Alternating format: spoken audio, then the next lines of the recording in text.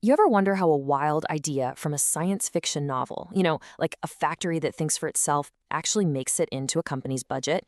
I mean, it feels like two totally different worlds, right? One is all about pure imagination, and the other is just cold, hard numbers. Well, today, we're going to connect those dots. We're going to follow the journey of an idea from a wild, futuristic vision all the way to a line item on a balance sheet. Let's dive in.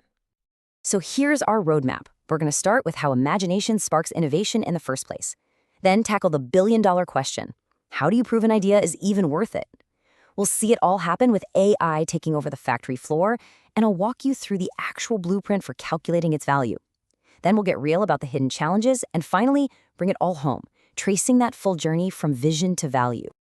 All right, first up, we're exploring this really cool idea that the spark for some of the biggest innovations out there might not come from a boardroom meeting, but from the pages of some old paperback novel. Seriously, we're talking about how science fiction kind of acts like this unofficial free R&D department for the entire tech industry. And hey, don't just take my word for it. This is William Gibson, the guy who literally invented the word cyberspace. He's the first to admit that his vision of the internet in his novel Neuromancer was way off from what we have today. And that's the whole point.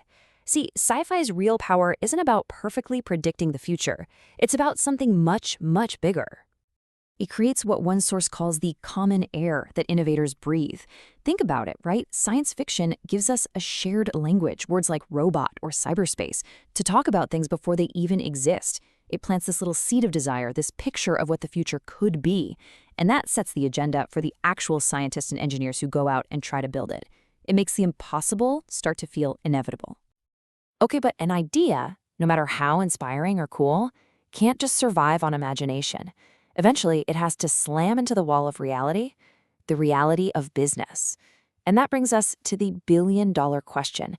How do you actually prove that an idea is worth spending money on? The answer comes down to one little acronym: ROI, return on investment.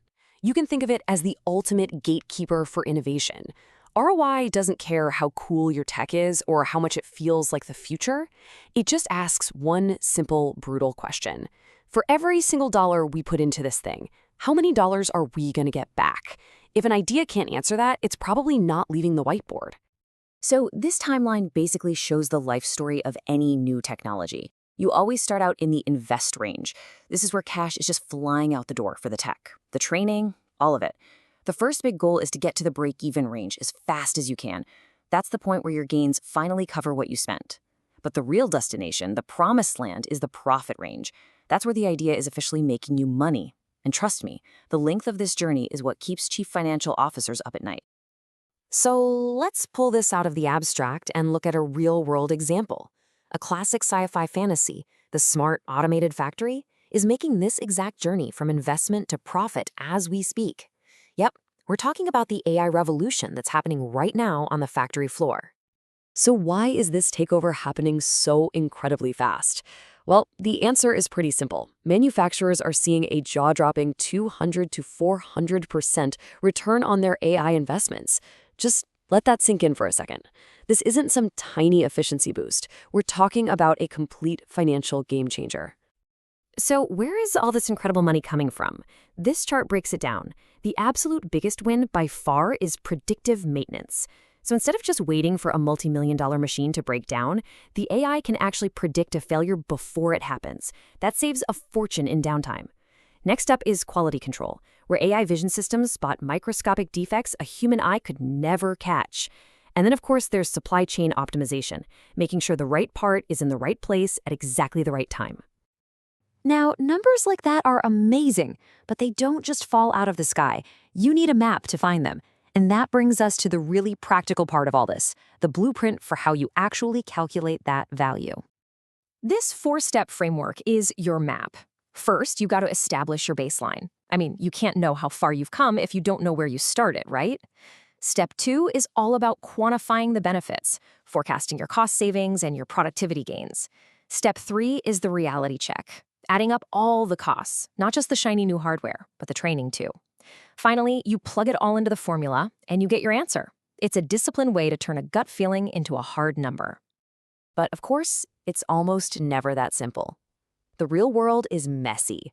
So now we have to look beyond the tech itself and talk about the hidden costs and the big challenges that can completely wreck even the most promising project. And here it is, one of the biggest and most expensive mistakes that companies make. They think it's all about the technology stack, but that's only half the story. This model from Siemens really highlights these huge, often forgotten transition costs.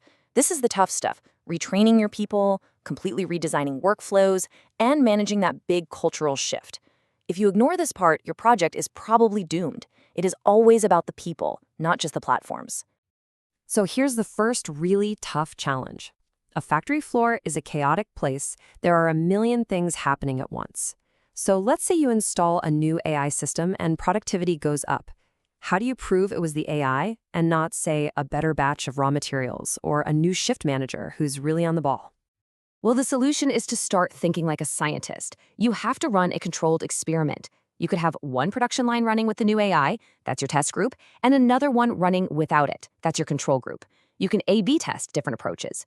By rolling out the changes in stages, you can isolate the impact and prove with actual data that the AI is what's making the difference. And that brings us to the second major challenge, and this one is all about the money. This kind of technology can be incredibly expensive to get started with. How on earth do you convince your CFO to sign a huge check for a project that might not actually turn a profit for years? You don't try to boil the ocean. You start small. You pick a high-impact, quick-win project, something that can show a clear and fast return on investment. This does two things. It demonstrates real value, and it builds momentum. It earns you the trust, and more importantly, the budget to go after those bigger, more complicated projects down the line. And that brings us to the end of our journey, connecting that first little spark of imagination from a sci-fi book all the way to the final calculated value on a spreadsheet. So, what's the bottom line here? First, that imagination is not frivolous. It's actually the raw material for real innovation. Second, an idea, no matter how brilliant, is going to live or die by its ROI. Third, you need a serious, rigorous framework to build that bridge from a cool vision to actual value. And maybe the most important lesson of all, real success happens when you invest just as much in your people as you do in your technology. At the end of the day, this journey from science fiction to the factory floor proves that innovation isn't just a single light bulb moment. It's a process. It's a disciplined path from imagination to measurable impact. And that really just leaves us with one final thought to chew on. What seemingly impossible future are you building the business case for today?